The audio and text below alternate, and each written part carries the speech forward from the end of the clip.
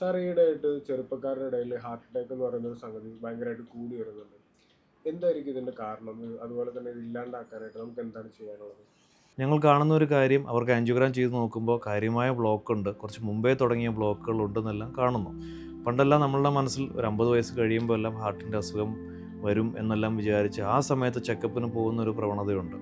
പക്ഷേ ഈയിടെയായിട്ട് കണ്ടുവരുന്നത് എന്താണെന്ന് വെച്ചാൽ ഇവർക്ക് നേരത്തെ തന്നെ ഷുഗർ ഉണ്ടായിരുന്നു, അല്ലെങ്കിൽ കൊളസ്ട്രോൾ ഉണ്ടായിരുന്നു, അല്ലെങ്കിൽ പ്രഷർ ഉണ്ടായിരുന്നു. ഇതൊന്നും ചെക്ക് ചെയ്തിട്ടില്ല. കാരണം നമ്മൾ ആ ഒരു പ്രായത്തിൽ സാധാരണ ചെക്ക് ചെയ്യാറില്ല എന്നുള്ള ഒരു കോമൺ പ്രാക്ടീസ് ഉള്ളതുകൊണ്ട് അങ്ങനെയൊന്നും നോക്കാറില്ല.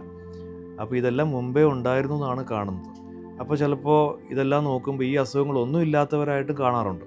അവർക്ക് ഷുഗറില്ല, പ്രഷറില്ല, കൊളസ്ട്രോൾ ഇല്ല, പിന്നെ എങ്ങനെ വന്നു? അപ്പോൾ ചിലപ്പോൾ കാണുന്നത് പുകവലി അല്ലെങ്കിൽ വേറെ എന്തെങ്കിലും സബ്സ്റ്റൻസ് അബ്യൂസ്, വേറെ എന്തെങ്കിലും സാധനങ്ങൾ ഉപയോഗിക്കുന്നു, ഇങ്ങനെയെല്ലാം.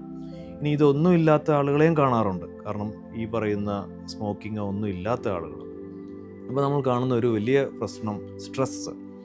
ജോലിയുടെ ആയിരിക്കും, അല്ലെങ്കിൽ കുടുംബത്തിലെ ആയിരിക്കും. സ്ട്രെസ്സ് ഒരു പണ്ടത്തെ പോലെയല്ല, വളരെയധികം അത് താങ്ങാൻ പറ്റാത്ത രീതിയിലുള്ള സ്ട്രെസ്സ് പലർക്കും ഉണ്ട്.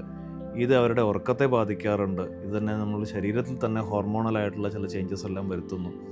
ഇതും ഹാർട്ടിൻ്റെ അസുഖം പെട്ടെന്ന് പ്രോഗ്രസ് ചെയ്യുന്നതിന് കാരണമാകുന്നു. ഒരു 50 വയസ്സ് കഴിയുമ്പോൾ എല്ലാം പോയി ഹാർട്ടിൻ്റെ ചെക്ക് ചെയ്യുന്നതിന് പകരം 30 വയസ്സാകുമ്പോഴേ നമ്മൾ, പ്രത്യേകിച്ച് പാരമ്പര്യമുള്ളവർ, എന്തെങ്കിലും അസുഖങ്ങൾ മുൻകൂട്ടി ഉണ്ടോ എന്ന് അറിയുക. അതായത് ഷുഗറുണ്ടോ, പ്രഷറുണ്ടോ, കൊളസ്ട്രോൾ ഉണ്ടോ, ഇവ കാര്യങ്ങൾ എന്തെങ്കിലും ഉണ്ടോ എന്ന് മുൻകൂട്ടി ചെക്ക് ചെയ്ത് അറിയുക. ഉണ്ടെങ്കിൽ അതിന് ചികിത്സ എടുക്കുക. പിന്നെയുള്ളൊരു കാര്യം എന്താണെന്ന് വെച്ചാൽ സ്ട്രെസ്സ് ബാലൻസ് ചെയ്യാൻ പഠിക്കുക. എല്ലാ സ്ട്രെസ്സും കൂടെ തലയിലെടുത്തുകൊണ്ട് നമുക്ക് ചിന്തിക്കുന്ന പോലെ മാനേജ് ചെയ്യാൻ പറ്റണമെന്നില്ല. രണ്ടാമത്തെ കാര്യം, ഈ ബാഡ് ഹാബിറ്റ്സ്, സ്മോക്കിംഗ്, ആൽക്കഹോളിസം, അതേപോലെ തന്നെ ഇതുപോലെ സബ്സ്റ്റൻസ് അബ്യൂസ്, പുതിയ തരം ഡ്രഗ്സ് എല്ലാം ഉപയോഗിക്കുന്നു, ഇതിൽ നിന്നെല്ലാം മാറി നിൽക്കുക. പിന്നെ വ്യായാമമുള്ളൊരു ജീവിതം, ഭക്ഷണത്തിലായാലും ഒത്തിരി വറുത്തതും പൊരിച്ചതും ഈ ഫാസ്റ്റ് ഫുഡ് അങ്ങനത്തെ എല്ലാം ഒന്ന് അവോയ്ഡ് ചെയ്യുന്നത് നല്ലതായിരിക്കും. ഇങ്ങനെ ഒരു ഹെൽത്തി ലൈഫ് സ്റ്റൈൽ മുമ്പോട്ട് പോയി കഴിഞ്ഞാൽ ഇതിൽ നിന്ന് നമുക്ക് കുറേയൊക്കെ മോചനം കിട്ടും.